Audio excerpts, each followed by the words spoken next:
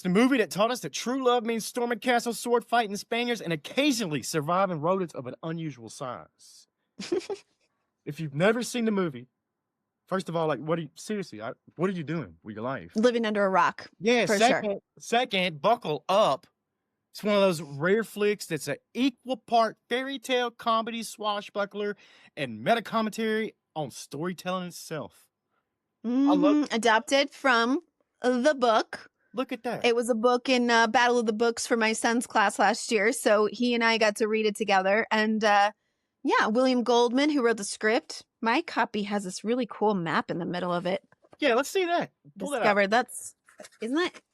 It was a surprise to me. It has Gilder and Florin, and it has the Cliffs of Insanity, and it has the Fire Swamp. Oh yeah. You get to kind of browse the map and see where everything takes place in the story.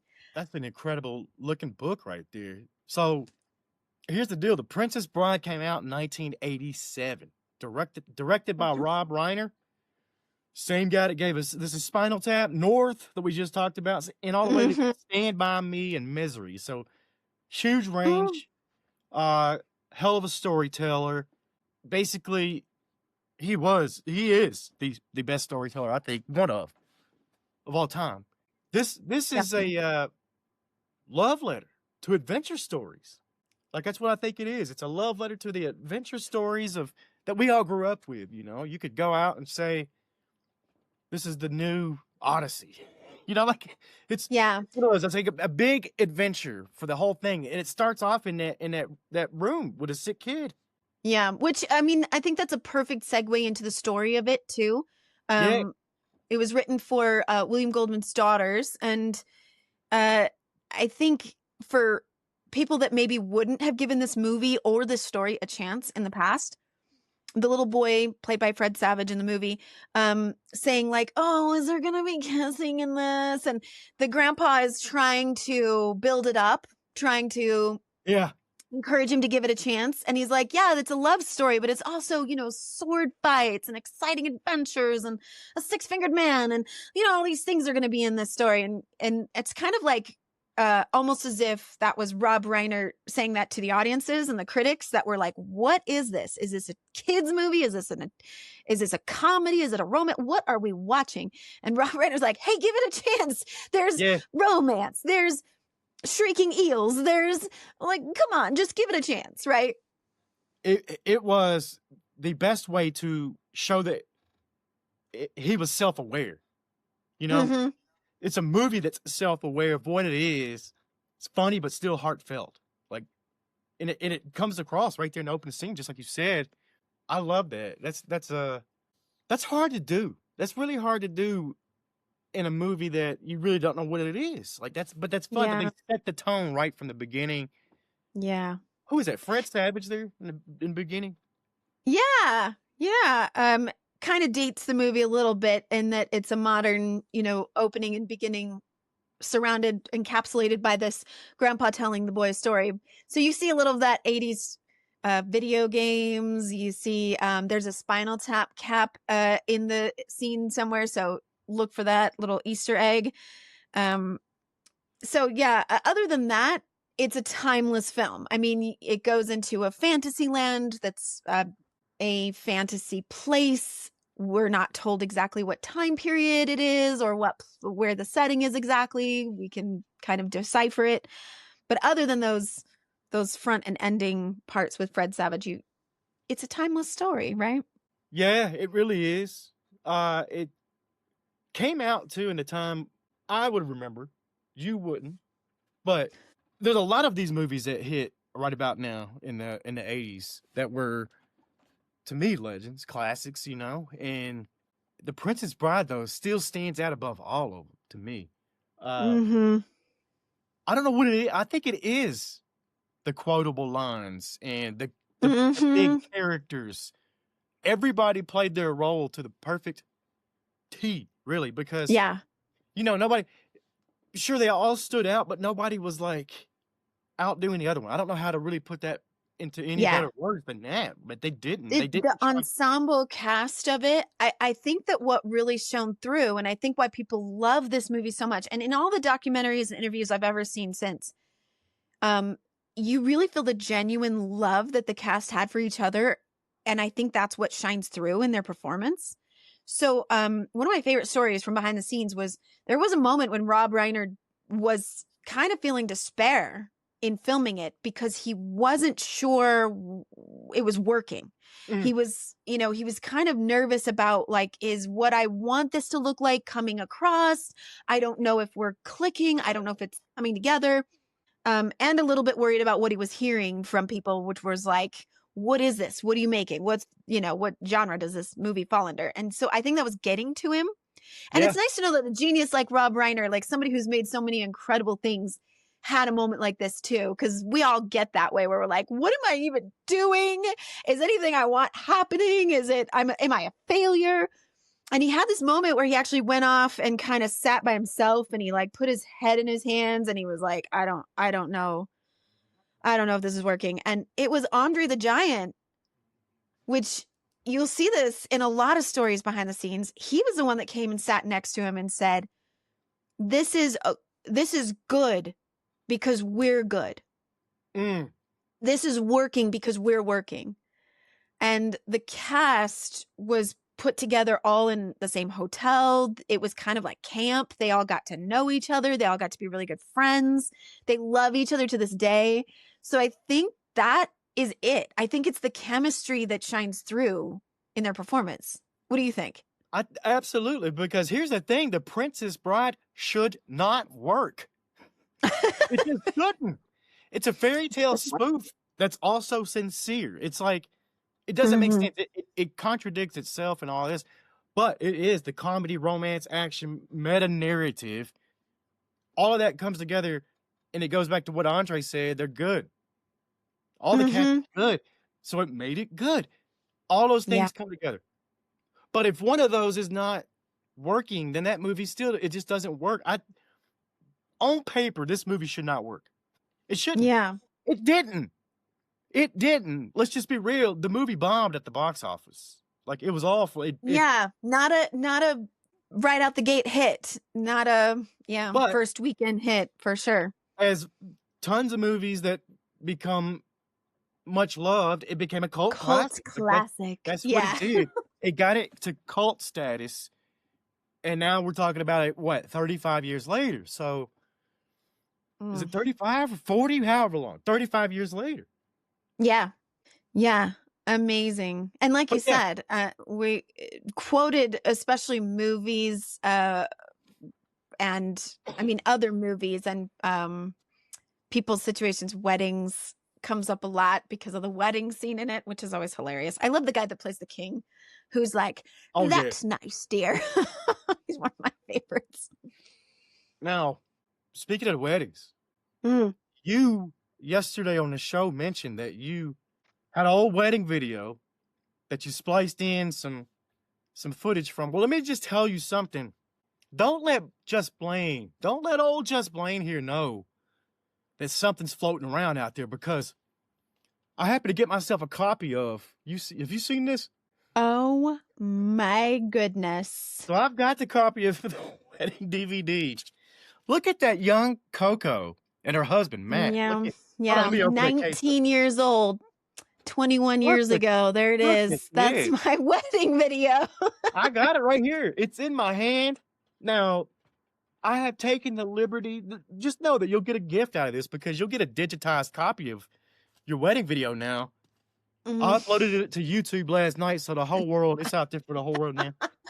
No, I'm Oh kidding about that.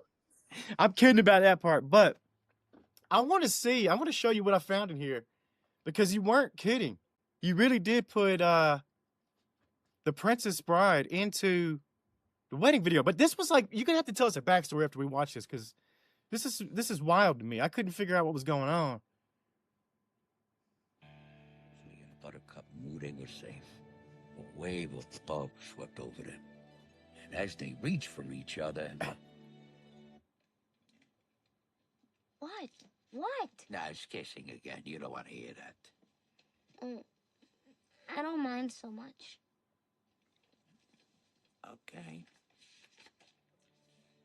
Since the invention of the kiss, there have been 5 kisses, the most passionate, the most beautiful. This one left them all behind.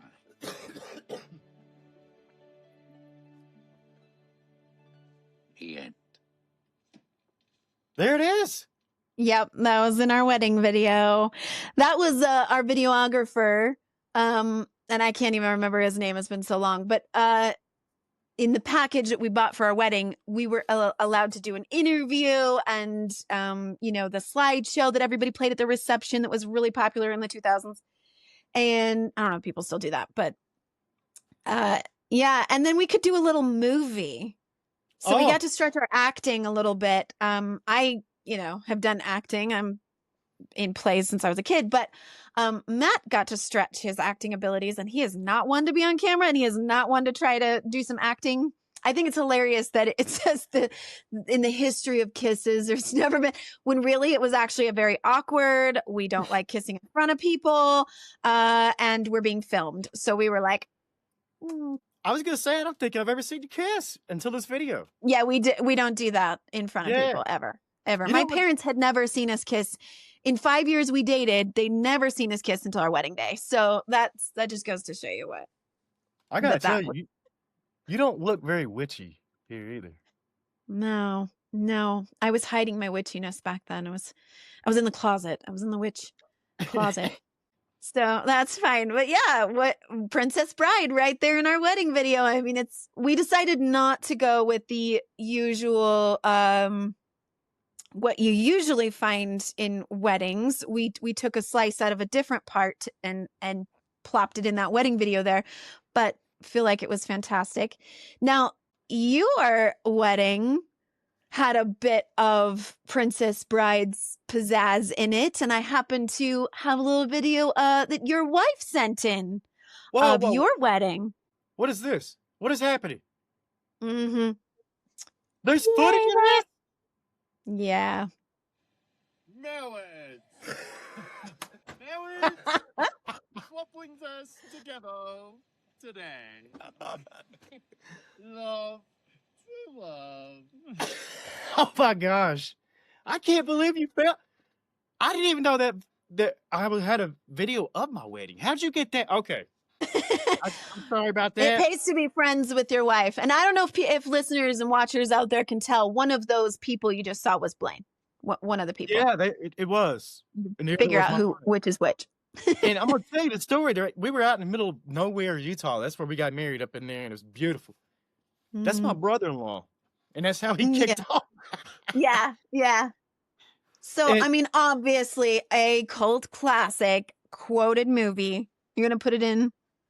Everybody getting married during a certain time period would have that quote in it. You got me shook over here now. Here I was thinking, I got her. I really didn't know that video. I didn't know there was a video of my wedding. I would hope so. I didn't. I would hope there's documentation out there somewhere.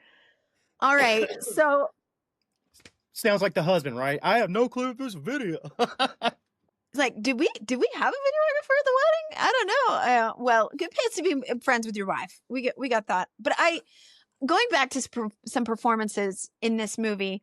Yes. And we're talking about how the chemistry between the actors was really great, but also some of the things that they brought in. I mean, this has been talked about to death, I'm sure. And I hope this isn't the first time people are hearing this, but Inigo Montoya, played by Mandy Patinkin, was offered the role when his father had passed of cancer. And so it was a very personal performance for him, which, I mean, we kind of are flippant about it. It's kind of comedic, and we do the whole, my name is Inigo Montoya, you killed my father, prepare to die. We love quoting it. But like, really, when you hear Mandy talk about it and talk about what it was like to be in this movie, I get emotional with him talking about, I had lost my father. I know what that felt like. And I was bringing all of that emotion into this performance. And then you look at it completely differently. Yeah. Incredible. I think there was a lot of that probably on the set, I honestly, if they were that close, like you said earlier, then everybody else felt that and they knew that. Mm-hmm. and they were probably there for Mandy when things were tough, you know, because going through being an that. actor, you got to be able to flip that switch on, and yeah, that's probably a very hard thing to do with real life stuff hitting you. And I bet it was nice to have somebody the size of Andre the Giant around to cuddle Oh you my if you needed. gosh. And if you hear the stories people talk about him, and he passed in 93, I believe. Yeah. But the stories of the fellow actors, everybody seemed to have a story about a time when they were feeling nervous or really struggling. And Andre was the one who was there for all of them.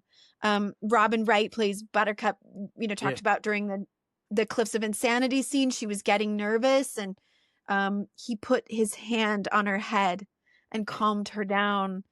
And I mean, that is just so lovely. What a beautiful soul he is somewhere out there. And this is a man too who had been all over the world at this point, wrestling, being in front of people, being the attraction, the sideshow attraction, the freak show. So he had seen and seen and heard it all at this point. Then again, who would pick a fight with Andre? I know, right? No, I'm not pissing that guy off for sure. No, not at all. But do you have a favorite Andre the Giant line in this movie? Anything come to mind? Any of them, anything that he says in the whole movie, I think it's great. It's another one of those that, like, there's nobody else that could have played that role, and I mean there's nobody else like Andre ever. But yeah, I don't think anybody else could have filled that role like he did. Yeah, and they actually recorded all of his lines for him for the whole movie, and then had him practice repeating it, because when they first cast him, they were like, we got to have him play this role. There's nobody else physically who is the right person, but they couldn't understand a word he said. So they had to have him like practice his lines over and over again, listening to a recording of the lines. And it turned out really great because you can understand him pretty well most of the time. You have subtitles for the rest of it. It's fine. What about you? You got a favorite Andre Oh my line? gosh. I love when Vizzini says, "No rhyming now, I mean it." And then he says, "Anybody want a peanut?" Yeah. That is my favorite. It's I think of all the lines. Yeah, I mean, Vizzini, you talked about Vizzini, inconceivable. That's yeah. That's a great line of his for sure. It was almost cut from the movie, actually. But Wallace Shawn playing Vizzini, and he was told they were wanting to cast Danny DeVito in that role, which made him a nervous wreck because he thought he could never do it as good as Danny DeVito. But I can't imagine Danny DeVito in this role. I think he did. I think this was he did fantastic. Yeah. That's his opinion. Yeah. And he really is a brilliant person. So him talking about his massive intelligence all the time, the actual actor was a Harvard graduated history, literature genius. So it's perfect. Hard to argue with then, right? Right. Yeah. Can we talk about the shove down the hill? Yes, scene? yes. That's my favorite scene from the movie. That is. Do you really you can, what did she say when she shoves him? She says something like, and you can die too for all I care. Yeah. And shoves him. My friends and I reenacted that scene probably 1 billion times because we had this hill outside of my friend's house, and we'd all go out there and we would be like, okay, I'm going to say this. I'll be Wesley and you be Buttercup, and I'm going to say this line. And then we would go, and you can die too for all I care. And we'd push him down the hill and we'd roll down the hill as you wish. And then we would switch and take turns doing it. Carrie Ells, Wesley. Oh, so Carrie cute. Ells. Another childhood crush. Yeah. All the ladies will understand, and some men too. I don't want to group anybody in together, but everybody will remember the way his hair falls in front of his face a little bit in this movie. I think this movie influenced who knows how many movies after. It had to have, right? Oh, for sure. Yeah. The quotes are Robin even Wright. in other movies. Mm-hmm. Shrek, Deadpool. I think they all say inconceivable at some point, and it's, or as you wish, something in there. Like those came from this movie. Oh my gosh. Yeah. Yeah. That reminds me of the when my kids were littler and they would say words. You know how toddlers, when they're growing up, they say words that they've heard, but they don't really know what they Yeah. mean. I don't know how many times I quoted, I do not think this word means what you think it means. Yeah. And I say this to my kids all the time. Did you know that Goldman, when he wrote this, it was because his daughters asked for a story about a princess and a bride? So he gave them Yeah. both? I mean, is that not a little girl request? For and sure. Is that not a princess who is also a bride. We want all of that. And I got to say, is that not a dad with that high level of multitasking to put it all together? Yeah. You're like, oh, I'll just throw it in. It'll be fine. And that's my only complaint, honestly, about the plot or, if I was to give any kind of criticism whatsoever, it would be that it's not a very feminist story. Buttercup is pretty much just rescued over and over and over again and doesn't get to really show off a lot of strength of character and that. But I think the way Robin Wright played it kind of excuses it, right? It's sort of she comes at it with her own strength that is still admirable, and for young girls to watch and want to be more like her. I think, the way she stands up to Prince Humperdinck is pretty admirable. And man, I have to give credit to the costume who, I don't have the name of the costume designer, but whoever did the costume design for Buttercup's crown and gown, there is nothing that I can think of in anything that rivals that beautiful That's a silhouette. That's a great to look that up. I'm trying to find out who the person is so we can give them the right credit. And then if anybody wants to give me a replica as a gift, I'm just talking about fans out there. My birthday's in March. Go and send me one of those crowns. I'll take it. The bigger, the better. We have fans out there. Do you know that? Yeah, that's why I talk to them. Hey, fans. I think I came up with a name for them. Okay. The Freaks. Okay. The FREQs. The Freaks, right? The Freaks. The frequencies, freaks. Yeah, we got all of our freaks out there. Yeah. Well, when Freaks and Geeks came out, Freaks became awesome. So I'm good with that. I don't know how they feel about it, but we're all good with it. What else you want to say about The Princess Bride before we wrap this up? Because we could go forever about this movie. I know. Yeah. Okay, I do want to say one thing because everybody talks about the Miracle Max scenes, right? Billy Crystal. There's enough out there to talk about that for a whole episode just by itself. But and everybody gives so much credit to Billy Crystal because he did a lot of improvising. No scene, no take was the same. Rob Reiner actually had to leave when they were filming those scenes because he was laughing so hard he thought he would ruin the take. But I want to give a shout out to Carol Kane playing his wife Valerie. I think she stands alone. I mean, she is excellent as well, and her part in that, I absolutely love her in everything she's ever done. Scrooged, if you want to go check her out in that. I was gonna point Scrooged out because that's my Christmas movie. I don't know that Christmas has started until I watched Scrooged. So yes, absolutely. I love that. Isn't she fantastic? I mean, she plays the kind of quirky, crazy lady that I aspire to be someday. Right. Someday they're gonna look at me and go, she's nuts. And oh man, if I had her curly hair too, I'd just have it all. That would be all I need. But she and Billy Crystal got together before they made this movie, and they sat down, they read the book, got as much about Miracle Max and Valerie as they could, but they also sat down and wrote entire life backstories for both of them together. Because obviously they're a couple who's been together a long time and have some history. And that's hard work. I mean, that's really putting in the effort in a role. And I have to give credit to her. I just wanted to point that out. While we're giving credit, Phyllis Dalton, that's who the costume designer was for. Okay, good. Thank you for that. Princess Bride. She also did Dr. Zhivago. She did Henry V. She won 2 Oscars during her career. Oh, and well, then no wonder. sadly, she passed away January 9th, 2025. So it was just earlier this year she passed away.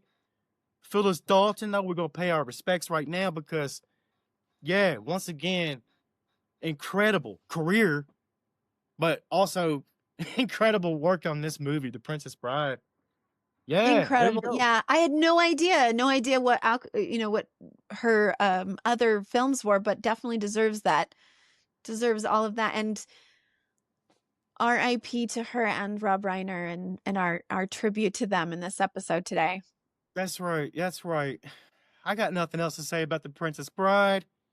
We got some other fun stuff coming up, though, here on Parallel Frequencies for all our freaks. Gonna get us canceled at some point.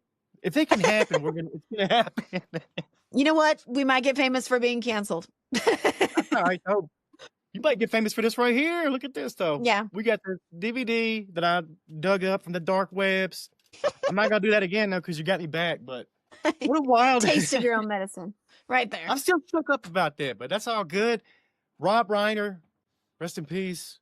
What a rough, tragic ordeal. We will never let his work of art die. Like it won't go away. We won't ever forget. It couldn't if we tried. There's too much amazingness to last for centuries. And there's a ton of stuff that we could have said about The Princess Bride, but it had all pretty much already been said. And it was more about showing him wedding videos, I think. That's what we were here for. This is what we're about. Okay. We'll see you next time. Parallel Frequencies, Just Blane and Coco.